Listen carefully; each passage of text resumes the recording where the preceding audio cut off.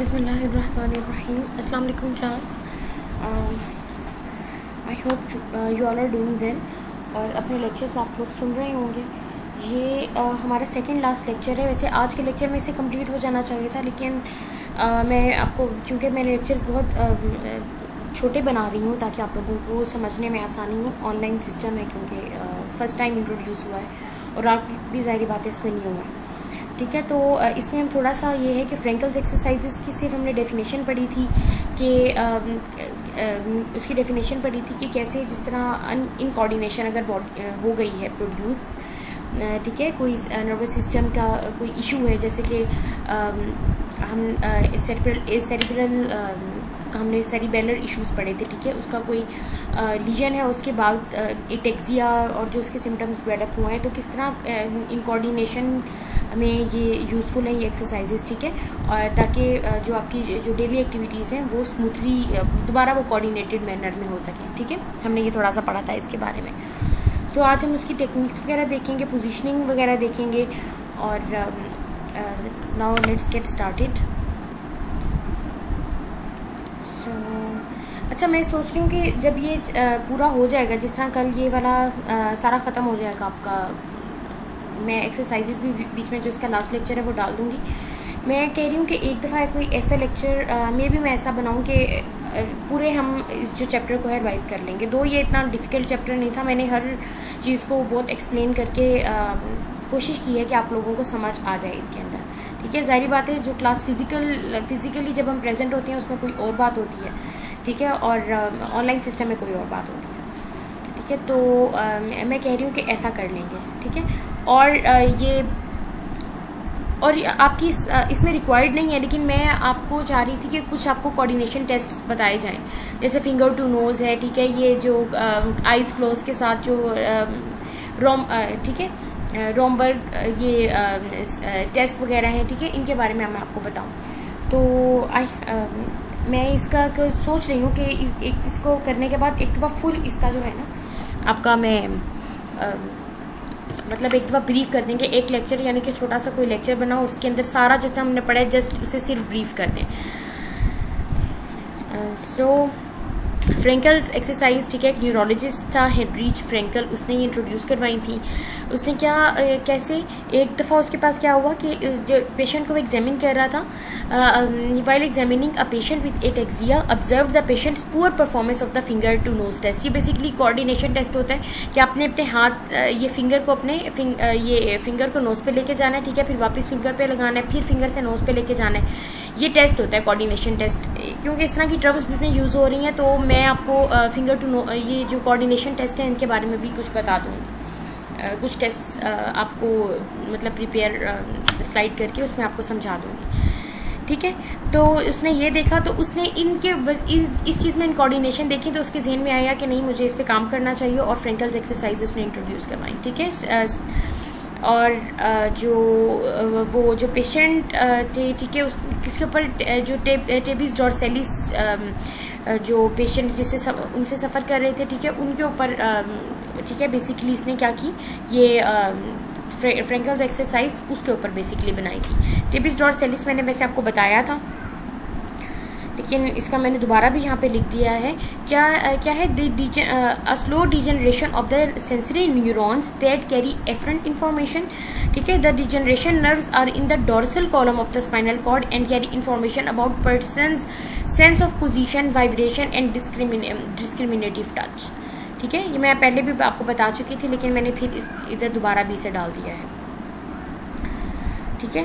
तो बेसिकली आपकी जो पोस्टीरियर जो आपके कॉलम है ना, जो आपको पोस्टीरियर कॉलम्स का बेसिकली उसके अंदर आपके उधर की जो आपकी नर्व्स हैं वो डिजनरेशन उनमें डिजनरेशन होना स्टार्ट हो जाती है, और आपको ये नहीं पता चलता, जैसे पोजीशन ऑफ आपको प्रोप्रियोसेप्शन की सेंस नहीं रहती। फॉर एग्जांपल, जैसे आप खड़े हुए पाँव आपका आगे, आपको नहीं पता कि आगे है या पीछे है, ठीक है। ये वाली जो कुछ सेंसेस हैं ये डिस्टर्ब हो जाती हैं। जिन्होंने मेरे लेक्चर्स नहीं लिए पहले, जो हैं 2-3 हमारे क्लास के अंदर बच्चे जो नहीं लेक्चर्स ले रहे, ठीक है, ये उनकी पनिशमेंट है कि मैं जो अब इनकी चीज़ें पीछे में ये बीच में यूज़ होंगी, मैं दोबारा रिपीट नहीं करूँगी, ठीक है। क्योंकि ये मैं बहुत दफ़ा रिपीट कर चुकी हूँ। जिन्होंने नहीं लिए तो ये उनका मसला है। पहले तो मैं आराम से हर चीज़ रिपीट करती थी ना बार बार, अब ऐसा नहीं होगा। उनको पनिशमेंट कुछ ना कुछ तो मिलनी चाहिए ना। कितना उनकी वजह उन्होंने हमें परेशान किया, हर टीचर को परेशान किया, ठीक है। तो ये उनकी पनिशमेंट है। मैं बिल्कुल भी जो मैंने चीज़ें मुझे पता है, जो जिन बच्चों ने क्लासेस ली हैं उन्हें पता है ये चीज़ें जो मैं पढ़ा चुकी हूँ। सो Frankel's exercises, there are a system of slow repetitious exercises, they increase in difficulty over the time of program, ठीक है। सबसे पहले हमने जब हम ये पढ़ेंगे एक्सरसाइज आपको पता चलेगा। जैसे फॉर एग्जांपल अब किसी को लाइन में है, ठीक है, लाइन से हम स्टार्ट करेंगे, फिर हम सिटिंग में आएंगे, फिर सिटिंग में उसका स्टार्ट करेंगे, देन हम स्टैंडिंग में जाएंगे। जैसे फॉर एग्जांपल अब एकदम से तो कोई इस तरह का इनकोऑर्डिनेशन वाला पेशेंट है, उसे तो हम ऐसे तो नहीं कहेंगे ना चलें आप पैरेलल बार्स के ऊपर आ जाएं और आपको वॉकिंग स्टार्ट करानी है। नो, जब तक आप उसके जो बिल्कुल बेस से स्टार्ट नहीं करेंगे तो कैसे समझ आएगा, ठीक है। सबसे पहले आपने जॉइंट्स के ऊपर से, जो आपके मेन जॉइंट्स हैं, जिस तरह जो बिग जॉइंट्स हैं, शोल्डर है, हिप है, नी है, ठीक है, इनके ऊपर से स्टार्ट करेंगे, उसके बाद स्मॉल जॉइंट्स के ऊपर आएंगे, ठीक है। प्रोग्रेसिव है, सबसे पहले स्लो, फिर आहिस्ता आहिस्ता उसकी डिफिकल्टी इंक्रीज करेंगे। जैसे फॉर एग्जांपल, जैसे ये मैं आपको एक एग्जांपल देती हूँ कि जिस तरह पेशेंट लेटा हुआ है, ठीक है, और अब हम उसे क्या करें, अपनी टांग को नी से फोल्ड, मतलब नी वाली जो आपका नी से फोल्ड करें, ठीक है, फिर आप उसे जो काउच है उस पर स्ट्रेट करें, फिर फोल्ड करें, फिर उसे स्ट्रेट करें। और पेशेंट को इस तरह की उसकी लाइन में पोजीशन बनानी है कि वो देख सके, ठीक है, कि ये जो एक्सरसाइज हो रही है बेसिकली किस तरह से हो रही है, कि बार बार मैं अपना जो नी को फोल्ड कर रहा हूँ, फिर स्ट्रेट कर रहा हूँ, फिर फोल्ड कर रहा हूँ, फिर स्ट्रेट कर रहा हूँ लाइन में, फिर उसके अंदर कुछ इंप्रूवमेंट आएगी, देन हम सिटिंग में स्टार्ट करेंगे, फिर स्टैंडिंग, ऐसे करके ग्रेजुअल ये होती है। So Frankel exercises are a series of motions of increasing difficulty performed by 8 exit patients to facilitate the restoration of coordination. Frankel's exercises are used to bring back the rhythmic, smooth and coordinated movements. ठीक है। अच्छा, 8-axia disorder that causes lack of accuracy in movement of arms, legs and trunk. ठीक है, अब हम जो पढ़ रहे हैं मोस्ट कॉमनली वो क्या है, cerebral ataxia, ठीक है। और इसके अंदर हमारा क्या है, lack of balance, coordination in the limbs, ठीक है, incoordination in the limbs, abnormal movement in the eyes, ठीक है, visual problems in some cases, ठीक है। ये हम सब चीज़ें डिस्कस कर चुके हैं पहले, तो इस वजह से मैं जस्ट इसे गो थ्रू कर रही हूँ। ये मैंने जो डाली है ना, सिर्फ आप लोगों की उसे कि आपको रिकॉल करने में आसानी हो, इसलिए मैंने कुछ चीज़ें डाल दी हैं, वरना हम सब चीज़ें डिस्कस कर चुके हैं। अच्छा, अब फ्रैंकल्स एक्सरसाइजेस की इंडिकेशन क्या है, सेरिब्रल एटेक्सिया, टेबिस डॉर्सैलिस, इसके अंदर भी, ठीक है, एटेक्सिया होता है डेवलप। मैंने आपको ये भी बताया था गेट और ये सब चीज़ें हमने इससे पर्टिकुलर डिस्कस की हैं अपने प्रीवियस लेक्चर्स में, ठीक है। सो कि सेरिब्रल एटेक्सिया में वाइड बेस्ड गेट है, टेबिस डॉर्सैलिस में कौन सी गेट है, ठीक है, कौन सी गेट है मुझे बताएं। अभी आप मुझे बता ऐसे नहीं सकते, लेकिन आपके जहन में जिन लोगों ने लेक्चर्स लिए हैं पीछे उन्हें पता चल गया होगा कि कौन सी डेट है, कौन सी गेट, इसके अंदर किस तरह के स्टेप्स जो है वो पेशेंट्स लेता है, ठीक है। फिर स्ट्रोक, मल्टीपल स्क्लेरोसिस, ये भी एक, ठीक है, ये आपकी नर्वस सिस्टम की प्रोग्रेसिव और डिजेनरेटिव आपकी ये डिजीज़ है, न्यूरोमस्कुलर डिसऑर्डर है।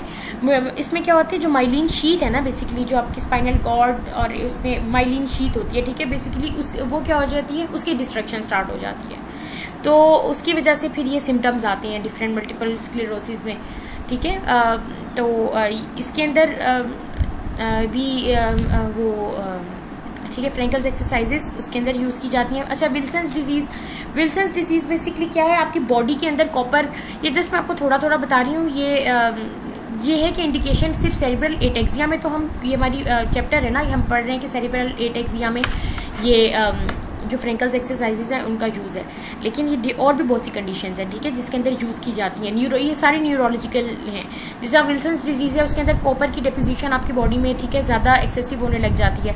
उसके अंदर फिर सिर्फ ब्रेन के नहीं, लीवर के सिम्टम्स आते हैं, वो आपकी पूरी बॉडी के डिफरेंट ऑर्गन्स इन्वॉल्व करती हैं। लेकिन जिस तरह ब्रेन में है, उसके अंदर क्या सिम्टम्स आते हैं ब्रेन में, जैसे ट्रेमर्स हैं, ठीक है, डिसआर्थरिया आर्टिकुलेटिंग जो डिसऑर्डर है, ठीक है, टंग आर्टिकुलेशन में प्रॉब्लम है, और ट्रेमर्स, ठीक है। ये ऐसे प्रॉब्लम्स आती हैं, एटेक्सिया भी होता है उसके अंदर, ठीक है। सेरिब्रल पाल्सी में भी हम ये यूज़ करते हैं, उसके अंदर भी इनकोऑर्डिनेशन होती है, ठीक है। वो डिपेंड करता है। सेरिब्रल पाल्सी अब मैंने आपको बताया था कि उसके अंदर स्पास्टिक पाल्सी आपके पेशेंट्स अलहदा होते हैं, जो फ्लैसिड है उसके अलहदा होती हैं। इनका मैंने आपको ये बताया हुआ है कि किस तरह कि डिस्टिंग्विश्ड जो क्राइटेरिया है वो स्पास्टिक और फ्लैसिड जो सेरिब्रल पाल्सी है उसका क्या है, लेकिन उसके अंदर भी जो इनकोऑर्डिनेशन है उसके अंदर ये यूज़ होती है, ठीक है। फ्रैंकल्स एक्सरसाइजेस। पार्किंसंस डिजीज़, ये भी प्रोग्रेसिव न्यूरोमस्कुलर डिसऑर्डर है, ठीक है, डिजेनरेटिव एंड प्रोग्रेसिव भी है।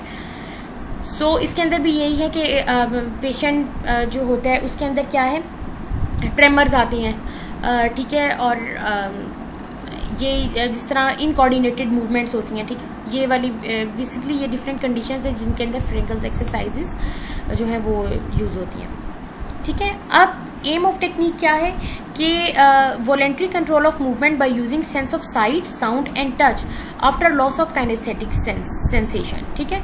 Ultimate goal is to establish independent voluntary control over activities of daily living just like learning new activity, ठीक है। ये मैंने आपको बताया था कि ज़ाहिर बात है आपका voluntary control of movement by using sense of sight, sound and touch कैसे। अब जिस तरह फॉर एग्जांपल अब पेशेंट जिस तरह एक मूवमेंट है, फॉर एग्जांपल जिस तरह नी की मैंने आपको बताया कि लाइन में हम उसे नी की फ्लेक्शन और एक्सटेंड बता रहे हैं कि आपकी टांग इस तरह फोल्ड करें और फिर सीधी करें, और हम उसे क्या करें, इस तरह की पोजीशन बनानी है कि वो इस जो एक्सरसाइज है उसे देखे, ठीक है। तो क्या यूज़ करें, सेंस ऑफ साइट को यूज़ करें, टच।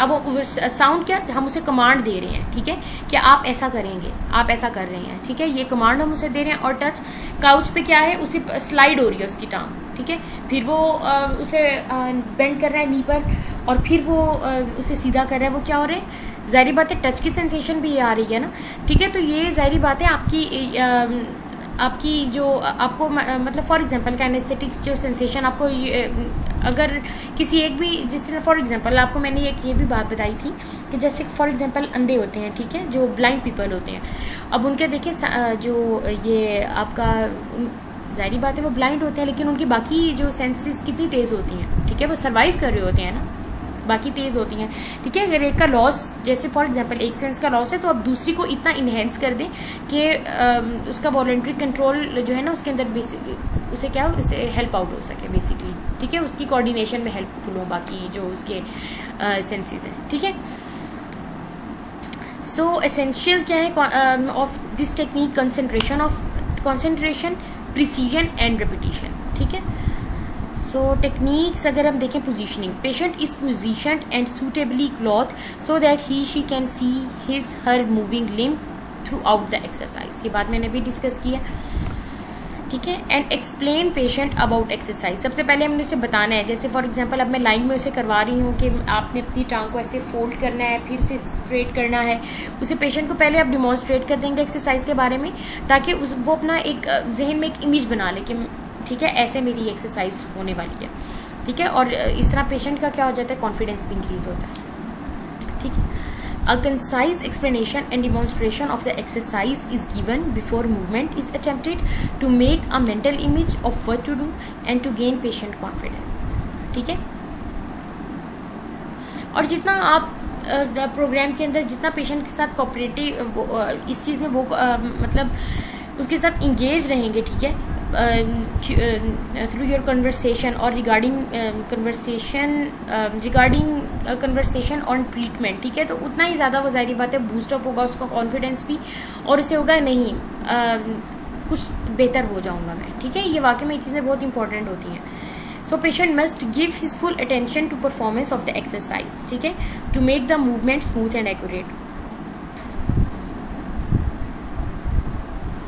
ठीक है। फॉर एग्जांपल अब सीटिंग हमने लाइन में उसकी वो जो नी का है वो उसका बेहतर हो गया, उसकी में अच्छी प्रोग्रेस उसकी आ गई है।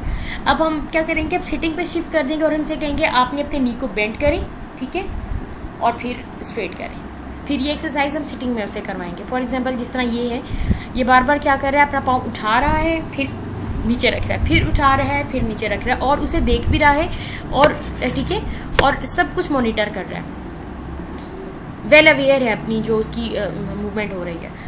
सो फिजिकल थेरेपिस्ट रोल आता है उसके अंदर। बेसिकली ये क्या है, ये जो हम पढ़ रहे हैं टेक्निक ऑफ, ये बेसिकली क्या है, इम्पॉर्टेंट कुछ हैं कि जैसे जो फ्रिंकल्स एक्सरसाइज अगर बेहतर बनाने के लिए किस किन चीज़ों पे आपने वो आप लोग आपके सामने होनी चाहिए, वो पोजीशनिंग होनी चाहिए, वो एक्सप्लेन आपने करना है पेशेंट को अबाउट एक्सरसाइज, ठीक है, अटेंशन और ठीक है, पेशेंट की अटेंशन टूवर्ड्स द प्रोग्राम, और फिजिकल थेरेपिस्ट रोल, ठीक है। फिर रेंज ऑफ मोशन आ जाती है, रिपीटिशन, रेस्ट पीरियड्स, ठीक है, देन आप प्रोग्रेस करेंगे, ठीक है।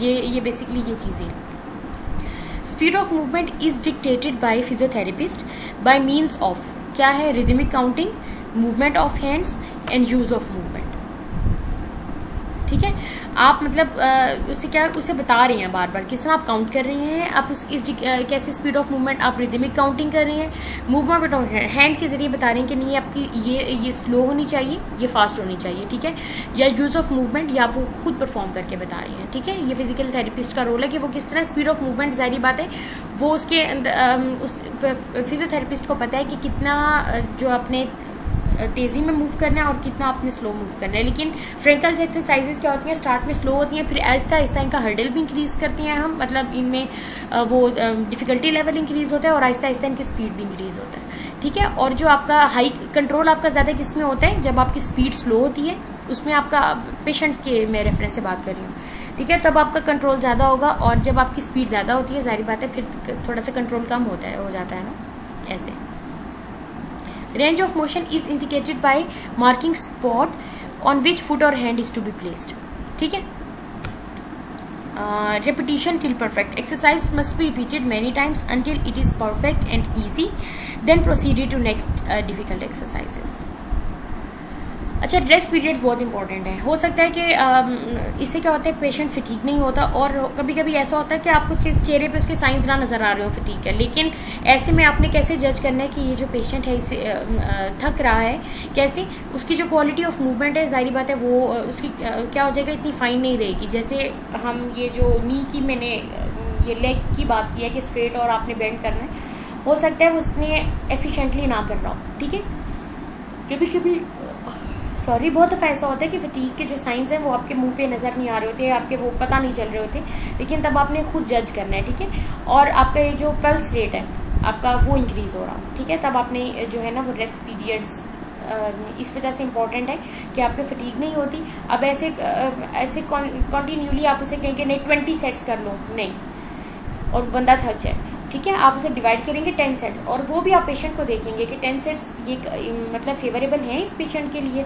अगर वो 10 में थक रहा है तो आप 7 पे डिवाइड कर लें, ठीक है, 5 पे कर लें, 5 सेट्स फिर रेस्ट, फिर 5 सेट्स फिर रेस्ट, फिर 5 सेट्स, ऐसे, ठीक है। अच्छा, क्विक मूवमेंट। अच्छा, उसके बाद आपके पास आ जाता है प्रोग्रेशन। प्रोग्रेशन में हम जाहिर बात है स्पीड को ऑल्टरिंग स्पीड, ऑल्टरिंग रेंज, इन चीज़ों को हम देखेंगे। Quick movement requires less control and muscular effort, ठीक है, and altering speed of consecutive movements, stopping and starting to command, okay. And altering range, wide range and large joints as target, ठीक है। आपने सबसे पहले जो टारगेट करना है वो आपने जो है वो लार्ज जॉइंट्स को टारगेट करना है। जैसे फॉर एग्जांपल अब जैसा मैंने आपको वॉकिंग की एग्जांपल दी कि सबसे पहले ऐसे तो नहीं होता कि हम एकदम से कोई भी किसी भी जो एक्टिविटी को स्मूथ बनाने के लिए सबसे पहले आप उसमें क्या करते हैं, जो आपके जो लार्ज जॉइंट्स हैं, ठीक है, उनसे स्टार्ट लेते हैं। अब आपने फॉर एग्जाम्पल ये वॉकिंग वाली बात है, ठीक है। अब ऐसा तो नहीं होता ना कि इसमें सिर्फ एक पर्टिकुलर जॉइंट पे रोल है, कितने रोल आपका ट्रंक की मूवमेंट हो रही है, हिप की, नी की, एंकल, ठीक है, आपके अपर लिम्स सबकी मूवमेंट हो रही है ना। तो सबसे पहले आप उसमें क्या करते हैं, लार्ज जॉइंट्स जो है आपके, जैसे कि हिप है, नी है, ठीक है, शोल्डर आपका, ये जो हमारा ट्रंक मसल्स, इन चीज़ों का कंट्रोल बेसिकली पहले ज़्यादा चाहिए होता है, उसके बाद ही आपकी वॉकिंग अच्छी होती है ना। अच्छा, पता नहीं मेरे ख्याल से मैं उल्टा ना बोल गई हूँ पीछे कि क्विक मूवमेंट रिक्वायर्स, ठीक है, क्विक मूवमेंट क्या है, रिक्वायर्स लेस कंट्रोल, एंड उसमें क्या होती है मस्कुलर एफर्ट जो है, less control and muscular effort, ठीक है। और जो आपकी जो कहाँ पे गया, ठीक है, सॉरी मेरे ख्याल से वो आ गया आएगा। अच्छा, मूवमेंट ऑफ और जो movement complexity of exercise, movement of particular joint और muscle at start, building of specific movements into sequences, ठीक है, यही बात है, which require the use and control of number of joints and more than one limb, ठीक है, जैसे कि वॉकिंग, ठीक है। और यही बात इसके अंदर उन्होंने लिखी है कि progression is made by altering the speed, range and complexity of the exercise, quick movements required less control than slow ones, later alteration in the speed of consecutive movements, ठीक है। ये हम चीज़ें पहले पढ़ चुके हैं। ये जो स्लाइड है मुझे बहुत ज़्यादा प्रिसाइज लगी, इस वजह से मैंने इसके बीच में डाला है कि क्विक मूवमेंट्स में आपका जो है less control and slow movements require high control. According to disability re education starts from lying to standing, ठीक है, सबसे पहले lying, then sitting, then standing, फिर आप वॉक पे ऊपर जाएंगे। So this is the end of your lecture. और एक्सरसाइजेज मैंने नहीं डाली इसके अंदर, वो मैं नेक्स्ट में हम करेंगे, क्योंकि वो बेसिक थोड़ी सी उसका पार्ट है एक्सरसाइज का।